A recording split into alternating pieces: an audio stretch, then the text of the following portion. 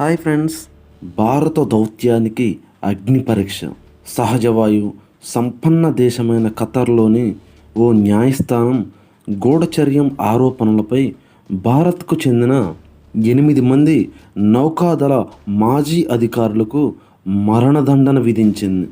వీరంతా ఖతర్ సైనిక దళాలకు శిక్షణ, రవాణా సేవలు అందించే ఆల్ దహ్రా టెక్నాలజీస్ అనే సంస్థకు సేవలు అందిస్తున్నారు.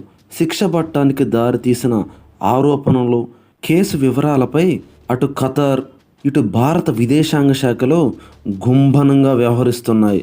ఇక దోహా పాలకుల ఆధ్వర్యంలోని మీడియా మాత్రం తమ దేశ నౌకాదళం కోసం ఇటలీ, జర్మనీ పరిజ్ఞానంతో తయారు చేస్తున్న జలాంతర్గామి వివరాలను భారతీయులు ఇజ్రాయెల్కు అందజేస్తున్నారని ఆరోపించింది. దీనిలో పారదర్శకత ఎంతవరకు ఉందంటే, ఖతార్ మన నౌకాదళ మాజీ సిబ్బందిపై విచారణలో పారదర్శకత కొరబడినట్లు విమర్శలు ఉన్నాయి. వీరిని 2022లో అక్కడి అధికారులు అదుపులోకి తీసుకున్నారు. దాదాపు 2 నెలల తర్వాత అతి కష్టం మీద భారత దౌత్య సిబ్బందితో కలిసే వెసులుబాటు కల్పించారు.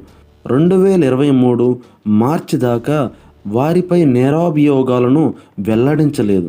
అక్కడి ఓ ప్రాథమిక కోర్టు 2-3 సార్లు జరిపిన విచారణలతోనే వారిపై అభియోగాలతో ఏకీభవిస్తూ శిక్షను ఖరారు చేసింది. ఈ కేసు వివరాలపై ఇటు మన విదేశాంగ శాఖ, అటు ఖతార్ ప్రభుత్వం మౌనం వహిస్తున్నాయి. శిక్ష ఖరారయ్యాక తీవ్ర దిగ్భ్రాంతికి గురైనట్లు భారత విదేశాంగ శాఖ ప్రకటించింది. తమ ప్రాధాన్యాంశాల్లో ఈ కేసు పరిష్కారం కూడా ఉందంటూ విదేశాంగ మంత్రి ఎస్ జైశంకర్ వెల్లడించారు. ఈ కేసులో అసలు ఇజ్రాయెల్కు గూఢచర్యం చేసే కోణమే లేదని బాధిత కుటుంబాలు చెబుతున్నాయి. కొన్నేళ్లుగా ఇదే తరహా నేరాభియోగాలపై కుల్భూషణ్ జాదవ్ పాకిస్తాన్ జైలులో మగ్గుతున్నారు. మన నౌకాదళ మాజీ అధికారులను రక్షించుకోవడానికి పరిమిత మార్గాలు కనిపిస్తున్నట్లు నిపుణులు చెబుతున్నారు. ఉన్నత న్యాయస్థానంలో అప్పీలు చేసుకోవడంపై విదేశాంగ శాఖ, న్యాయ నిపుణులు కసరత్తు చేస్తున్నారు. అంతర్జాతీయ న్యాయస్థానంలో పోరాటం చేసే అవకాశాలున్నాయి. పాక్లో చిక్కుకుపోయిన కుల్భూషణ్ కేసులో భారత్ ఈ మార్గంలోనే పోరాడింది. దౌత్య మార్గమే అన్నిటికంటే ఉత్తమమైనది అని నిపుణుల అభిప్రాయం.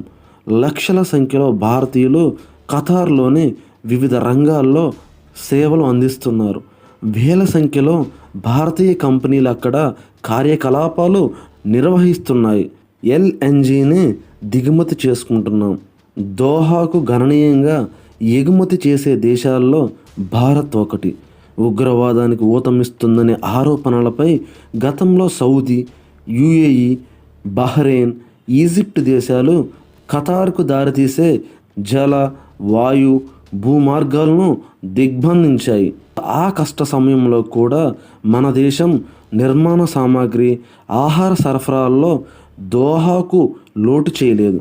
ఇరు దేశాల మధ్య రక్షణ సహకార రంగ ఒప్పందాలున్నాయి. ఇలాంటి పరిస్థితుల నేపథ్యంలో ఖతార్ పాలకుల ద్వారా క్షమాభిక్షకు ప్రయత్నం చేయవచ్చనే అభిప్రాయాలున్నాయి. రంజాన్, ఖతార్ జాతీయ దినం వంటి ప్రత్యేక రోజుల్లో ఆ దేశ పాలకుడు వివిధ కేసుల్లో నిందితులకు శిక్ష తగ్గింపు, క్షమాభిక్ష వంటివి ప్రకటిస్తుంటారు. ఈ దశలో భారత దౌత్యం విజయవంతమైతే గతంలో చేసుకున్న ఖైదీల మార్పిడి ఒప్పందానికి అనుగుణంగా నౌకాదళ మాజీ సిబ్బందిని భారత్కు తీసుకువచ్చే అవకాశం ఉంది. గతంలో మరణదండన పడిన వారికి శిక్ష తగ్గించిన ఉదాంతాలు సైతం ఉండటం కొంత ఉపశమనం కలిగించే అంశం. భౌగోళిక, రాజకీయ సంక్లిష్టతలు ఒక పక్క, ఖలిస్తానీ ఉగ్రవాది నిజ్జర్ హత్య విషయంలో కెనడా నుంచి ఆరోపణలు ఎదురవుతున్నాయి. ఇదే సమయంలో ఖతార్లో మన నౌకాదళ మాజీ ఉద్యోగులకు శిక్ష పడటం ఇబ్బందికరమైన అంశమే. ఇజ్రాయెల్పై హమాస్ దాడులను భారత్ ఖండించింది. మరోవైపు హమాస్ తరపున ఖతార్ మధ్యవర్తిత్వం నిర్వహిస్తుంది. భారత్కు వ్యతిరేక దేశాలైన తుర్కియే, పాకులతో అంటకాగుతూ తాలిబాన్, ఆల్ ఖైదా, హమాస్ వంటి శక్తులకు ఆశ్రయం కల్పిస్తుందనే ఆరోపణలు ఉన్నాయి. గల్ఫ్లో మన తరపున మధ్యవర్తిత్వం నడిపించగల సౌదీ, యుఏఈలతో దోహాకు సత్సంబంధాలు లేకపోవటం ప్రతికూల అంశంగా మారింది.